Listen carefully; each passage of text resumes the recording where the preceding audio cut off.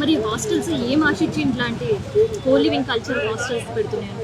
ఏదో కొత్త కొత్త ఆలోచనలు చేసి ఈ ఆర్థికంగా బలపడాలనే ఆలోచనతో కొత్త కొత్త వ్యవహారాలన్నీ తీసుకొచ్చి మనమే రుద్దుతున్నారు. దానివల్ల మన దేశం నాశనం అయిపోతుంది. ఖచ్చితంగా వీళ్ళ ఆర్థిక ఉగ్రవాదులు అనాలి వాళ్ళని. ఎందుకంటే ఇలాంటి వ్యవస్థల్ని సంస్థల్ని తీసుకొచ్చి మన సాంప్రదాయాన్ని మన గౌరవాన్ని నాశనం చేస్తున్నటువంటి దుర్మార్గులు వీళ్ళపైన కఠినమైన చర్యలు తీసుకోవాలా. ఎందుకంటే వాళ్ళదేం పోయింది, డబ్బు కోసం ఏదైనా పెట్టేస్తారు. మరి అలాంటప్పుడు బ్రోతల్ హౌసులు నడిపే వాళ్ళని ఎందుకు ఆపాలి? ఇప్పుడు ఈ ప్రభుత్వాలు ఉన్నాయి, ప్రభుత్వానికి కో లివింగ్ హాస్టల్స్కి అనుమతి ఇచ్చినప్పుడు బ్రోతల్ హౌసులు ఆపడానికి నువ్వెవరు అని కూడా అడిగేవాళ్ళు ఉంటారు. మరి బ్రోతల్ హౌస్ కంటే కూడా హీనం కదా ఇది. బ్రోతల్ హౌస్ కడుపు కోసం చేస్తుంది.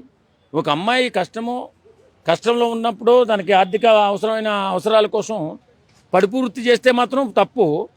ఇష్టానుసారంగా కో లివింగ్స్ హాస్టల్స్ పెట్టేసి అబ్బాయిల దగ్గర అమ్మాయిల దగ్గర డబ్బులు దోసేస్తున్నటువంటి ఈ వ్యవస్థలు మాత్రం కరెక్టా? ఎందుకు పోలీసు వ్యవస్థ కళ్ళు మూసుకుని కూర్చుంటుంది?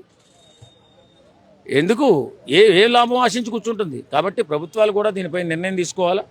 ఖచ్చితంగా ఇలాంటి హాస్టల్స్ని మనం అర్జెంటుగా మూసేయకపోతే యువత భవిష్యత్తు నాశనం అవుతుంది.